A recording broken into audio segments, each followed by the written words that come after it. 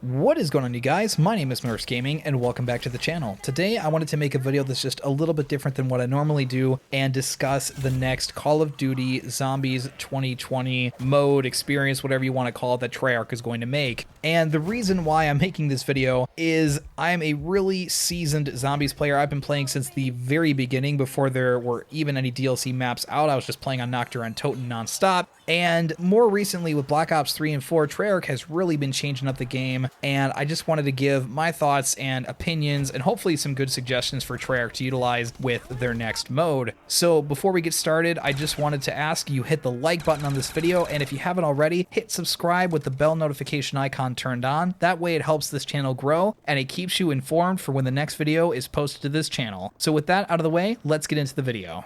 So the first thing I hope that Treyarch addresses with COD Zombies 2020 is the storyline. I kind of feel it's a mess. I really lost interest once Black Ops 3 started diving into separate realities, and I really liked the original story they had from World at War and Black Ops 1. I thought it was fine, and I think I really liked it a lot because it was based more around science fiction. It was kind of a Tarantino-esque sort of script writing where they were rewriting history in some regard. It was based off of, World War II those events, and it had instant relatability because it was based off of a real world event. But then Black Ops 2 started to introduce the alternate universe through Origins, and that was a good map and all, but then it led into Black Ops 3 where things really became messy and uninteresting for me personally. And that game, besides being based on alternate universes, it was more based on fantasy than science fiction, I would say. You had Apothicons, you had dragons, you literally had weapons like the Skull of Non-Stopway, and these things can be fun to play with, but it just doesn't feel like zombies anymore. It feels more like World of Warcraft, or Skyrim for that matter. I also have to say, Black Ops 3 story just felt like filler to me, kind of like how Family Guy occasionally uses an awkward amount of silence to make an episode longer. Each map really didn't add much more than, okay, we got this soul, on to the next.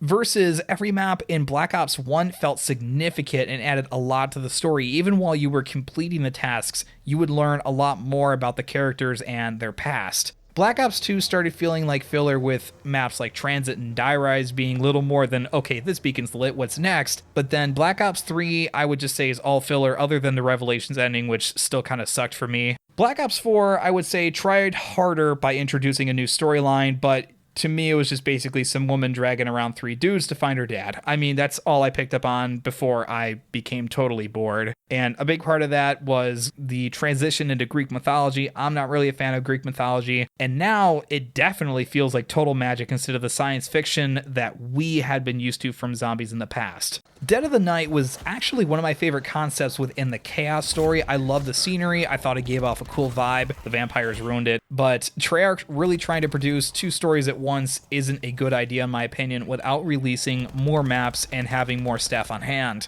For those who weren't really a fan of the Ether story, they got a few Chaos maps to explore at the beginning of the year. But then after that, for the rest of the year, they had to watch the Ether story unfold. It's a little upsetting that when you see an Ether map come out, it's just a remake. I'm a huge nostalgia buff, I am, but when you pay for a new Zombies experience, as Treyarch would always advertise, it always feels diluted when it's just another remake. Speaking of remakes, my next section I want to jump into, why is it that Treyarch keeps changing animations and sound effects of the weapons they've brought back? It seems like they started doing this in Black Ops 3. I first noticed this with the ray gun and the monkey bomb. The ray gun's reload animation is different, and the monkey bomb throwing animation is changed, along with a slight redesign to the bomb itself. This really became noticeable for me in Zombie Chronicles, and I really noticed this with QEDs on Moon. Of course, back in the day, I had made a video where I spent a week straight just doing nothing but throwing QEDs on Moon, and that was it, so of course I picked up on this. The QED has a throwing animation that's just a lot mushier than the original Black Ops. They also removed the sound effects after you throw the bomb, and they changed how a lot of the effects worked. I'm not a big fan of that. I'm also not into how they manipulated the thunder gun in Black Ops 4. It feels really soft when you shoot it, like an air Zuka you would win at a Chuck E. Cheese, and its reload animation is super springy. This is not the same thunder gun from Black Ops 1. That one was stiff, it was rigid, it was a blast cannon. Now this one's more of like a Nerf toy. Now I would say the wave gun and the baby maker, those were brought back perfectly. Good job, Treyarch. I love how those came back. I know this is super small, but for me it sticks out like a sore thumb. Next in the video, I wanted to talk about the user interface from Black Ops 4 and some of the mechanics that they tried using. The first thing I want to point out is the user interface itself really isn't that bad, other than having the elixirs always on screen. That's why it looks really cluttered to a lot of people. And I just have to say, I prefer the Black Ops 3 system. The Black Ops 4 one, though, it would totally work if you just got rid of the elixirs being on screen. And I also want to point out, especially in 2020, I have an OLED TV like a lot of others, and those can get burn-in. I would like to see Treyarch maybe try to implement an option you can toggle in the menu for a system with disappearing elements until you maybe hit like square or X or something. I think that would actually help a lot of gamers out, just kind of my 2 cents there. Now, some of the mechanics in Black Ops 4 were good attempts, but ultimately, I feel the older systems worked and felt a lot better. The create a class system was a great idea, but it ultimately broke the game. Starting out with an SMG makes starting the map up feel way too easy, not to mention you have your specialist weapon on hand and your overpowered lethal equipment. And speaking of lethal equipment, what in the unholy hell happened? Why did Treyarch make it where whatever lethal equipment you choose gets replaced by what you pick up during your game? So my example would be in Blood of the Dead, when you get monkey bombs, you no longer have a lethal grenade, and then when you get the Hell's Retriever, you lose your monkey bombs, or the other way around. This makes me have to think, okay, what order should I pick these items up so I can survive longer? In fact, a lot of times I don't even get the Hell's Retriever unless I'm trying to do the Easter egg. Following up on the mechanics of Black Ops 4, I'm not a fan of how you had to choose what perks spawn on the map. Doing it this way, you strip all the personality away from the perks that you had established before, like their jingles and the distinctive looks of their vending machines. And getting a perk in the Chaos storyline feels really empty when all you're buying is a statue. I know this is something I would say is a little more subconscious, but Perca-Colas, even the candy from Infinite Warfare Zombies, felt more natural because you were ingesting these items, they're edible, in a first-person shooter. Even the gobblegums and elixirs feel better because you're consuming them. I just don't feel like I got a perk when my character glances at a statue and then just puts it in their pocket. It's just kind of meh. And speaking of which, the perk system from Black Ops 4, it stinks worse than a turd burger and a shit bun from a crappy diner. I know Treyarch's idea was to eliminate any crutch perks and to have all the perks equally as important, but why? Seriously, what was wrong with the old system? Each perk in the previous games felt important and an accomplishment to obtain. Juggernog, Speed Cola, Double Tap, you get the idea. And it never felt that rewarding to get my perks in Black Ops 4 other than getting the Speed Cola effect when you got all 4. You know the perks are too weak when you aren't nervous about playing with them when you spawn back in. In the older titles, you felt pretty rushed when you would spawn back in on round 20 and you had to go get your perks back because you felt pretty powerless without them. Nowadays, if I spawn back in, a lot of times I might not even buy them again. And now there's like 17 perks in the game. Good God. I mean, what happened to, you know, the faithful 4 or 6 that used to be in the older titles? And I remember when maps like Moon would make Juggernog more difficult to get by making you teleport to Area 51 twice. This helped balance it out. I would actually compromise with this method. If you want to try and tune crutch perks, I would say that's the best way to do it. I'm begging you, just please bring the old perks back. And speaking of bringing something back, let's take a look at Pack-a-Punch and how that's been working out. It is totally out of whack right now. The double Pack-a-Punch system makes every weapon an occasional wonder weapon. I've heard a lot of other people say this. I am not alone on this one. But I personally feel it's ridiculous to have to Pack-a-Punch your gun 5 times. 15,000 points for one gun.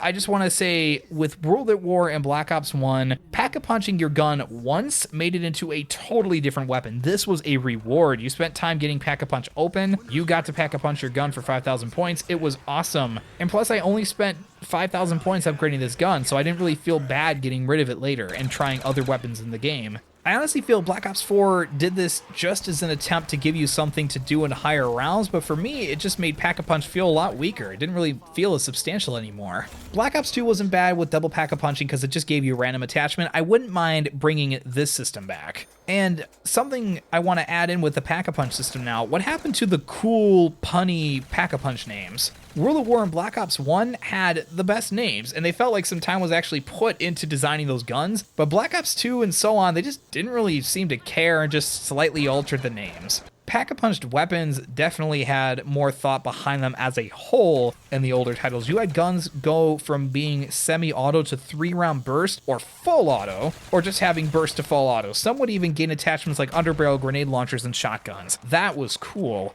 Now, I wanted to move away from Pack-a-Punch and move over to the Gobblegum elixir system in Zombies nowadays. I gotta say, right now, I feel it's a little bit weird. The original Gobblegum system was perfect, in my opinion. Those are pretty overpowered, but they're temporary, and a lot of them have limited uses, so it's somewhat balanced. But for those who don't know, in Black Ops 3, it used to be where the Gobblegum machine would change locations similar to the Wonder Fizz, and it cost 500 points to get your first Gobblegum. I would actually say bring that back. It makes it not as overpowered. Again, it gives you a little bit of a challenge to work at there, but that's bad for microtransaction sales. So now we fast forward to Black Ops 4, and the elixirs are a little bit crazy. They're just as powerful as Gobblegums, but they're always available. They are always in your pocket. They're always on your screen, which is why I mentioned it as part of the cluttered user interface. I honestly think this was done because Activision and Treyarch wanted you to burn through your elixirs faster to encourage buying more Nebulium Plasma. Also, what was wrong with Liquid Divinium? You know your new in-game currency doesn't sit well when I had to go find someone pronounce it on a video just to say it right. It also takes way longer to earn elixirs than it does Gobblegums if you don't remember your contracts. You could play one game in Black Ops 3 and naturally earn like 3 Divinium, but one game in Black Ops 4 without contracts gets you like maybe 20 plasmas. And why is it like this?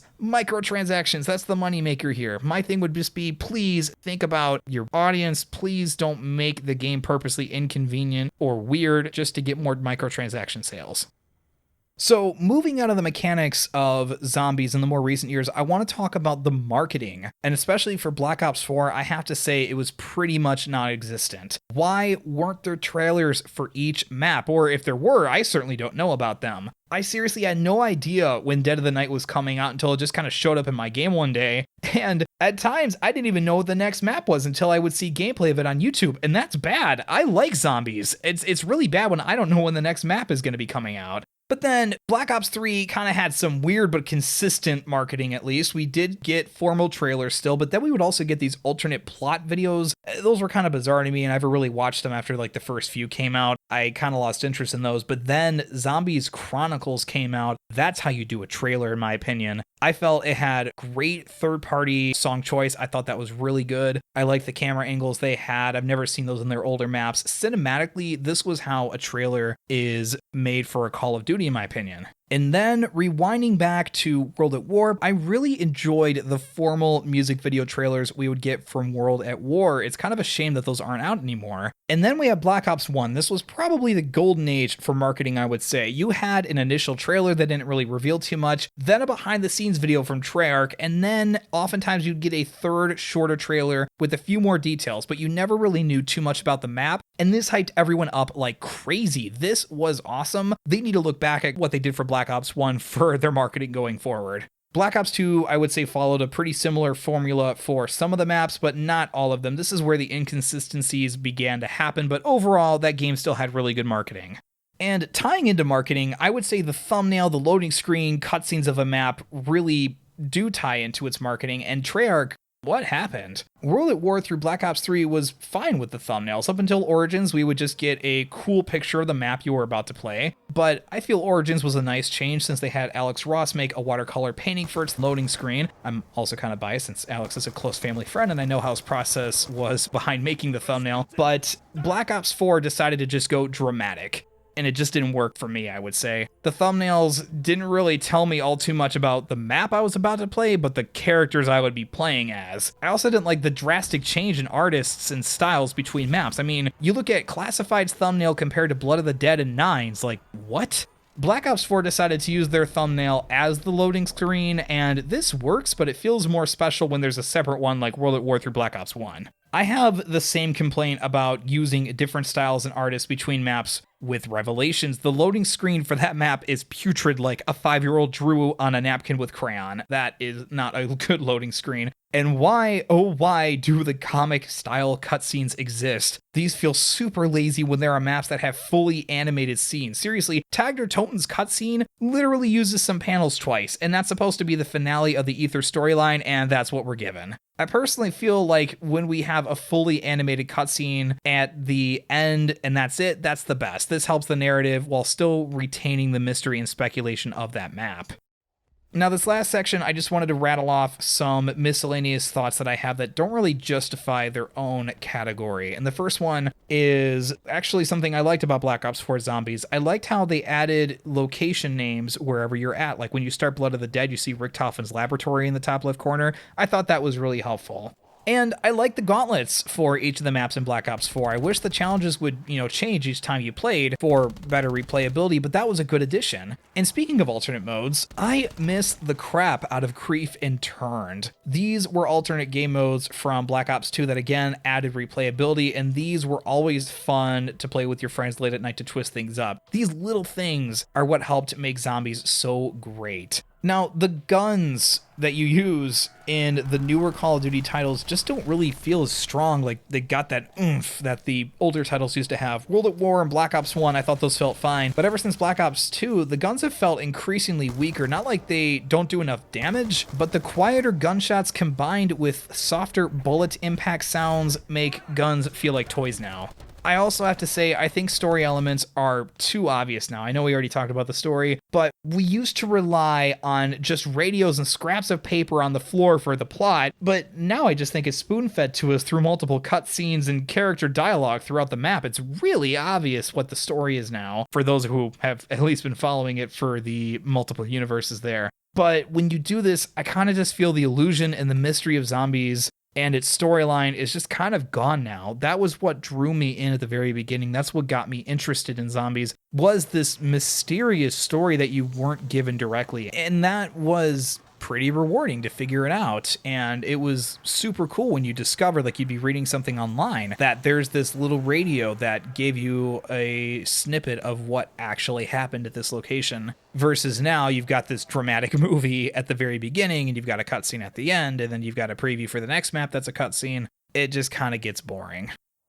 So those were my thoughts for Call of Duty Zombies as a whole right now, and again, what I'm hoping to see in the future. I'm hoping someone at Treyarch listens to some of these ideas. I know they're pretty heavy with looking at their community feedback. So for you guys, I'm hoping that you kind of feel the same way on these thoughts, but let me know in the comments below what you think of this video and what other things you would want to see Treyarch either change or add to their next Zombies mode. So I want to thank you guys for watching. Again, if you didn't already, I would appreciate if you hit that like button and subscribe with the bell notification icon turned on. Again, it helps this channel grow and it helps you stay informed whenever I post a good video such as this. And with that being said, I will see you in the next video.